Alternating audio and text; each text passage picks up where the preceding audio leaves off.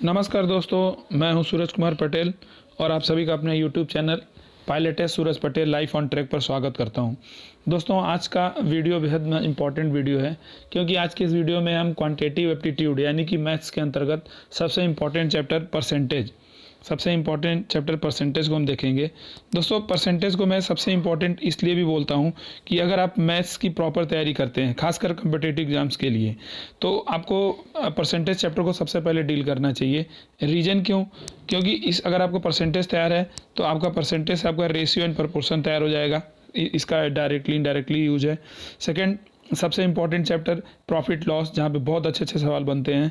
Third chapter अगर मैं बात करूँ तो SI and CI, simple interest and compound interest. अगर मैं फोर्थ टॉपिक की बात करूं तो सिंप्लीफिकेशन, जहाँ पे सीधे सीधे क्वेश्चन आपके परसेंटेज से पूछ लिए जाते हैं। हालांकि सिंप्लीफिकेशन का हम अलग से चैप्टर ना देखे, नंबर सिस्टम में सिंप्लीफिकेशन को देख लेते हैं। एंड फिफ्थ वन DI मतलब डेटा इंटरप्रिटेशन। तो दोस्तों, ये 4-5 चैप्टर हैं जहाँ पे परसेंटेज का सीधा सीधा यूज होता है। तो दोस्तों, हम शुरू करते हैं परसेंटेज को। बेसिक से देखेंगे, बेसिक कॉन्सेप्ट को देखेंगे, फिर उस पर बेस्ट क्वेश्चन देखेंगे। दोस्तों, परसेंटेज आपने बेशक इस चैप्टर को बहुत बार पढ़ा होगा। अगर मैं परसेंटेज की बात करता हूँ तो परसेंटेज बेसिकली एक छोटे से वर्ड परसेंट से मिलके बना है। परसेंट का मतलब क्या होता है? अगर मैं इसका संधि विच्छेद करूँ तो ये 2 पार्ट में टूट जाएगा, पर प्लस सेंट। पर का मतलब क्या होता है? एवरी। अगर मैं इसे पूछूं पर मीन्स तो एवरी, और सेंट का मतलब जैसे अपने यहाँ अठन्नी चवन्नी चलता है, इसे यूरोप कंट्रीज़ में, अमेरिकन कंट्रीज़ में सेंट मतलब 100 पैसा वहाँ पे होता है। तो सेंट मतलब 100। तो परसेंट का मतलब कोई भी ऐसा कैलकुलेशन जो एवरी 100, कोई भी ऐसा कैलकुलेशन जो 100 के बेस पे किया जाता है वो परसेंटेज कहलाता है। तो अगर मैं इसकी डिफिनीशन दूँ तो मैं क्या लिख सकता हूँ मैं कि दैट कैलकुलेशन, मैं लिखते भी चल रहा हूँ, that calculation which can be done, that calculation which can be done on the basis of, which can be done on the basis of every 100, on the basis of every 100 is called as percent, and this process is called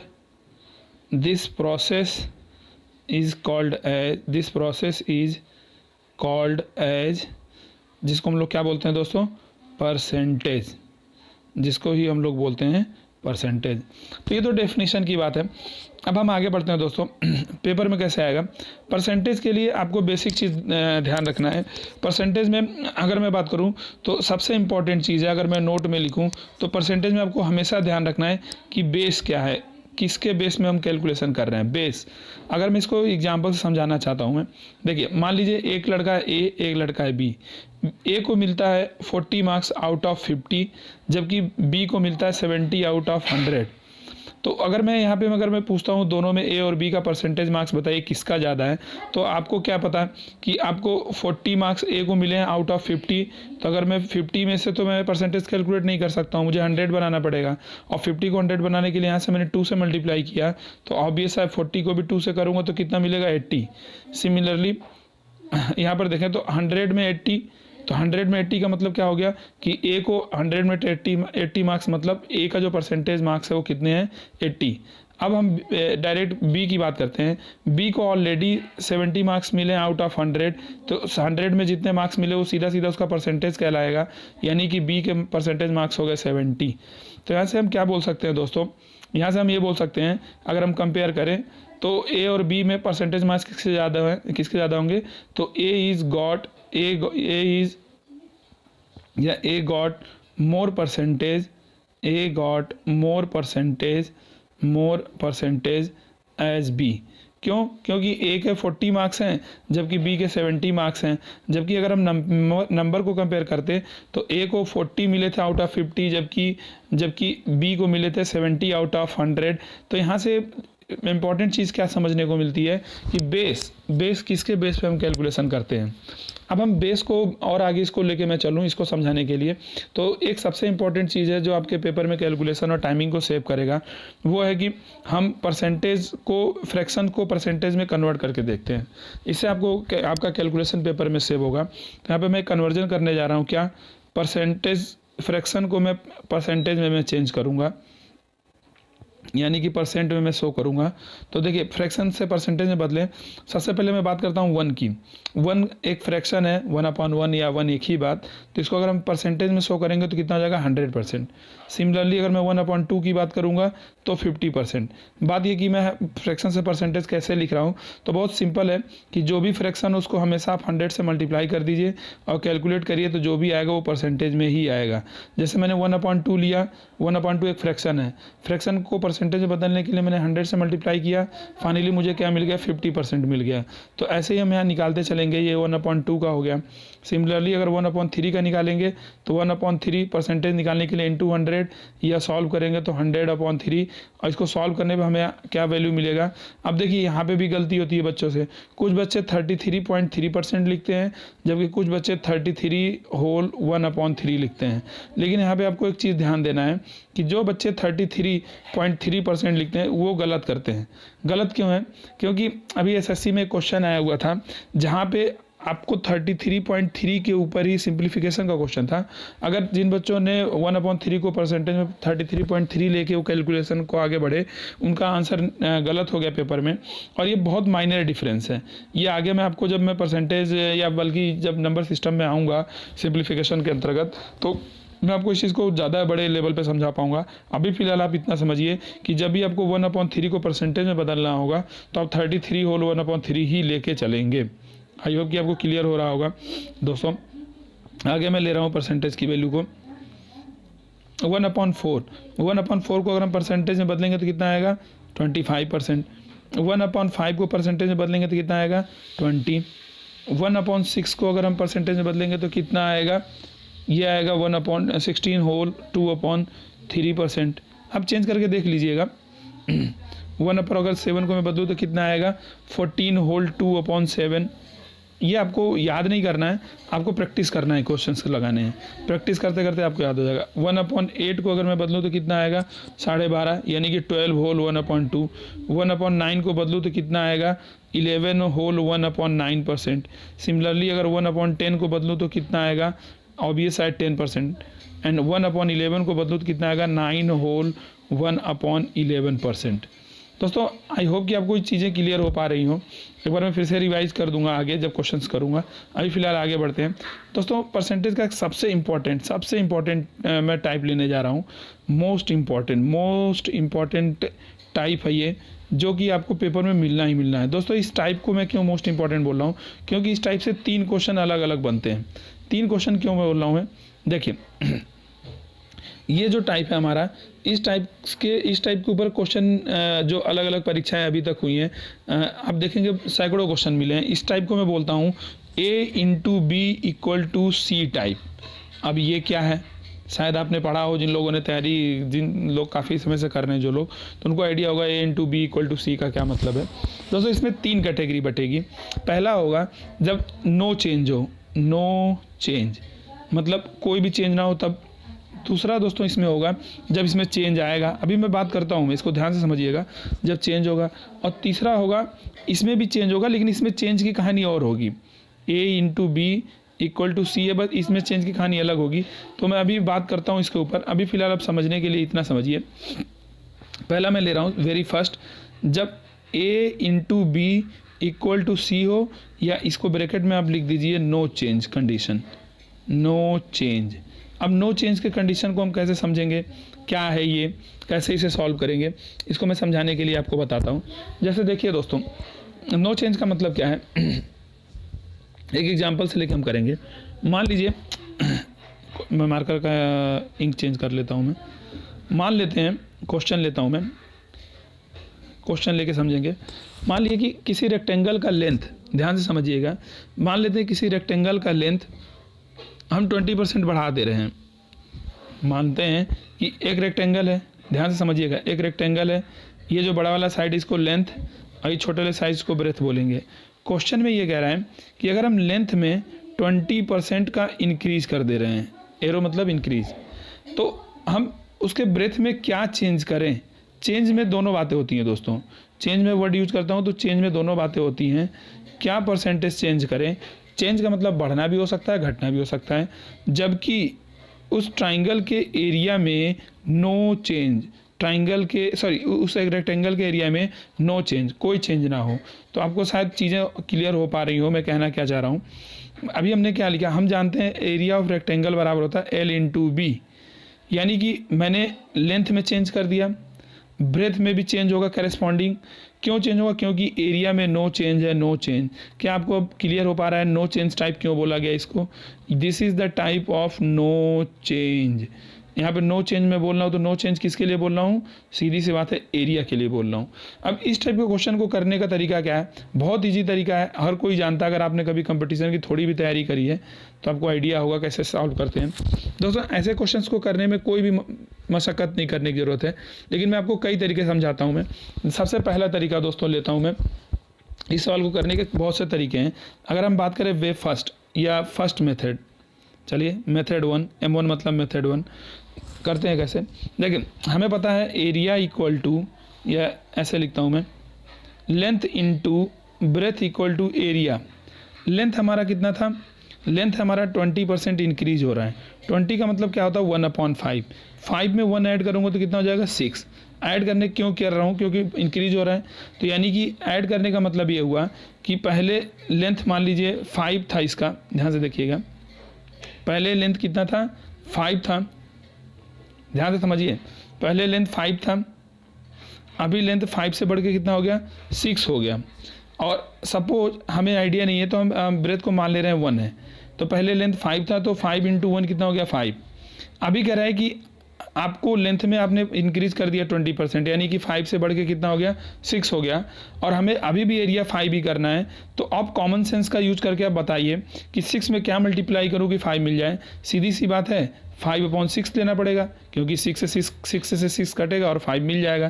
तो इसका मतलब क्या हो गया, इसका सीधा सा मतलब ये हो गया, पहले ब्रेथ कितना था 1 था, अभी ब्रेथ कितना हो गया 5/6, यानी कि लेस देन 1। तो आप बताइए पहले से ब्रेथ हमारा घटा या बढ़ा, ऑब्वियस सी बात है घटा। कितना घटा 1/6 घटा, किसके रिस्पेक्ट में घटा 1 के रिस्पेक्ट में घटा 1।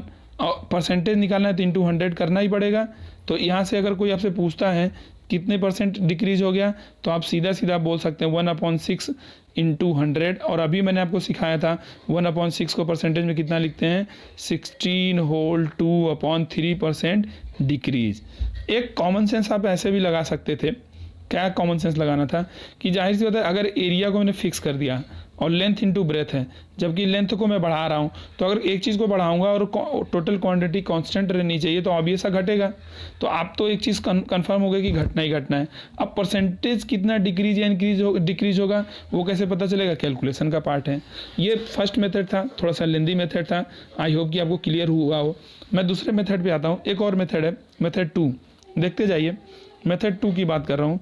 मेथड 2 में क्या है दोस्तों, हमने लिख दिया यहाँ पे L into B equal to area. अब देखिए दोस्तों हमारे पास क्या था, हमारे पास 5, सपोज शुरू में कितनी लेंथ थी 5 थी। 5 से अगर मैंने 5 से कितना हो गया 1/5 था, और 5 में 1 ऐड कर दिया तो कितना हो गया 6। ध्यान से समझिएगा इसको, 5 में 1 ऐड कर दिया यानी कि 20% इंक्रीज कर दिया। अगर मैं लेंथ को 5 मानता हूँ और 5 का 20% 1 और 1 ऐड कर दूंगा तो कितना हो जाएगा दोस्तों 6 हो गया। और 6 किसके भी यहाँ पे 1/6, और ये जो सीधा ये यहाँ पे आप सीधा 6 यहाँ लिख देंगे, और यहाँ पे 1 है तो इसको 1 लेके आप चलेंगे तो 1/6 डिक्रीज करना पड़ेगा। फिर से समझिए दोस्तों, अब मैं क्या बोल रहा हूँ, मैं एरिया बराबर लेंथ इंटू ब्रेथ बोल रहा हूँ मैं। और आपको एक चीज़ तो पता चल गया कि अगर एक क्वांटिटी बढ़ेगी तो दूसरी वाली क्वांटिटी घटेगी। अब कैसे निकालते हैं उससे देखिए आप। अगर 1/5 में 1/5 किसका वैल्यू है 20% का। अगर मैं लेंथ को 5 मान ले रहा हूँ और उसमें 20% इंक्रीज करूँगा यानी कि 1 बढ़ाऊँगा तो अभी बढ़ के कितना हो गया 6। और ये जो 6 इंक्रीज होगा ये 1 ऊपर रहना चाहिए क्योंकि 6 पार्ट हो रहा है, और क्योंकि इंक्रीज नहीं डिक्रीज होगा 1/6 क्योंकि एक पार्ट बढ़ रहा है। तो 1/6 का परसेंटेज निकालूँ तो कितना 16 होल 2/3% डिक्रीज। तो यहाँ से भी आप निकाल सकते हैं कितना आएगा, 16 होल 2/3% डिक्रीज करेगा। आई होप कि ये चीज़ें क्लियर हो रही हों। एक तरीका और है, अगर आप यहाँ से निकालना चाहें तो आप आराम से कर सकते हैं। कैसे कर सकते हैं, देखिए मेथड थर्ड की बात कर रहा हूँ मैं, N3 मेथड थर्ड में क्या है बच्चों, कुछ खास नहीं। मान लेते हैं length into breadth equal to area. Length हमारे पास कितना था, हम मान ले रहे हैं लेंथ को 100, ब्रेथ कितना है, ब्रेथ को भी 100 मान लिया, तो एरिया कितना हो जाएगा 10,000, ऑब्वियस ही बात है। अब कह रहा है कि 20% लेंथ को मैंने बढ़ा दिया, तो 100 का 20 कितना हो गया, 120 हो गया। अब जबकि मुझे बनाना कितना है, 10,000 ही एरिया बनाना है, तो इसमें हम क्या मल्टीप्लाई करें कि 10,000 मिल जाए हमारा। तो पक्की बात है, आप आराम से 10,000 अपॉन 120 करेंगे ही करेंगे, 10,000 अपॉन 120। क्यों, क्योंकि 120 से 120 कटेगा, 10,000 मिल जाएगा। अब यहाँ पे कंपेयर करिए, पहले ब्रेथ हमारे पास 100 था, अभी कितना है, अगर मैं ऐसे थोड़ा कैंसिल करके दिखाऊँ आपको, तो 1000 अपॉन 12, तो यानी कि पहले 100 था, अभी 1000 अपॉन 12 है। तो आप कैलकुलेट करके आप बताइए, आप थोड़ा सा और कैलकुलेशन कर ले रहे हैं, 2 6 जा 12, ये हो गया 500, थोड़ा और कैलकुलेशन करते हैं, 2 3 जा, ये हो गया 250। तो एक चीज़ यहाँ से पता चल गया कि कोई चीज़ 100 से 250 अपॉन 3, 250 अपॉन 3 मतलब 80 से 90 के बीच में होगा। तो कोई चीज़ 100 से अगर कोई चीज़ घट रही है तो ये चीज़ ऑब्वियस है, 100 से छोटा है, इसका मतलब डिक्रीज हो रहा है। और डिक्रीज कितने का हो रहा है, तो डिक्रीज आपको निकालना है, तो हम 100 के बिहाफ पे ही निकालेंगे जो भी कैलकुलेशन करेंगे, इनटू कितना डिक्रीज हुआ ये देखना है, तो 100 माइनस 250 अपॉन 3 करेंगे, और परसेंटेज निकालना है, 3 2 100। ये 100 से 100 यहाँ पे कट गया, इसे सॉल्व करेंगे तो कितना आ जाएगा, 3 एलसीएम ले लेंगे, ये हो जाएगा 300 माइनस 250, सॉल्व करेंगे तो 50 अपॉन 3, परसेंटेज में चलेगा क्योंकि 100 से मैंने मल्टीप्लाई कर दिया यहाँ पे। तो फाइनली हमारे पास क्या मिल गया, फाइनली मेरे पास मिल गया 50 अपॉन 3%, सॉल्व करेंगे 16 होल 2/3%। दोस्तों आज फर्स्ट डे है, इसलिए मेरा प्रोसेस थोड़ा लंबा हो रहा है, चीज़ें बताने में ज़्यादा वो लंबा होता जा रहा है ये। लेकिन एक चीज़ आपको ध्यान रखना है, इन शॉर्ट अगर मैं बोलूँ सबसे बेस्ट मेथड क्या है, बेस्ट मेथड आपको जो कंपटीशन में यूज करना है, बेस्ट मेथड, तो आपको क्या यूज करना है, आप सीधा सा जितना भी परसेंटेज इंक्रीज या डिक्रीज कहे आप उसको लिखिए। मान लीजिए कह रहा है 20% इंक्रीज, ये ज़रूर ध्यान रखिएगा कि मैं एरिया ऑफ रेक्टेंगल की बात कर रहा हूँ, एरिया बराबर L इंटू बी। तो अगर 20% इंक्रीज का मतलब पहले फ्रैक्शन में बदलिए 1/5, और 5 में इंक्रीज करेंगे कितना जाएगा 6, और ये जो ऊपर में एक्सपोनेंट हो वही लिख के यहाँ पे लिख दीजिए, क्योंकि ये बढ़ रहा है तो ऑब्वियस है घटेगा, और 1/6 का परसेंटेज निकालेंगे तो कितना 16 होल 2/3% डिक्रीज। तो यहाँ से आप 1 मिनट में बता सकते हैं परसेंटेज डिक्रीज कितना होगा, 16 होल 2/3%। दोस्तों इसी के ऊपर 1-2 क्वेश्चन और देख लेते हैं हम लोग। देखिए एक क्वेश्चन और ले रहा हूँ, मान लीजिए एक रेक्टेंगल का एरिया है, उस एरिया में कोई चेंज नहीं हो रहा है, जबकि लेंथ में मैं 25% का इंक्रीज कर दे रहा हूँ, तो बताइए परसेंटेज चेंज कितना होगा उसके ब्रेथ में। क्या आप एक चीज़ बता सकते हैं यहाँ पे इंक्रीज होगा कि डिक्रीज, ऑब्वियस है लेंथ बढ़ रहा है, एरिया कांस्टेंट है, तो ब्रेथ घटेगा ही घटेगा।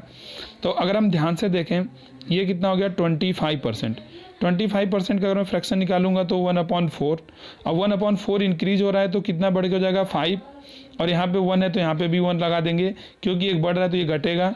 अब 1/5 का अगर हम परसेंटेज वैल्यू निकालेंगे तो कितना 20।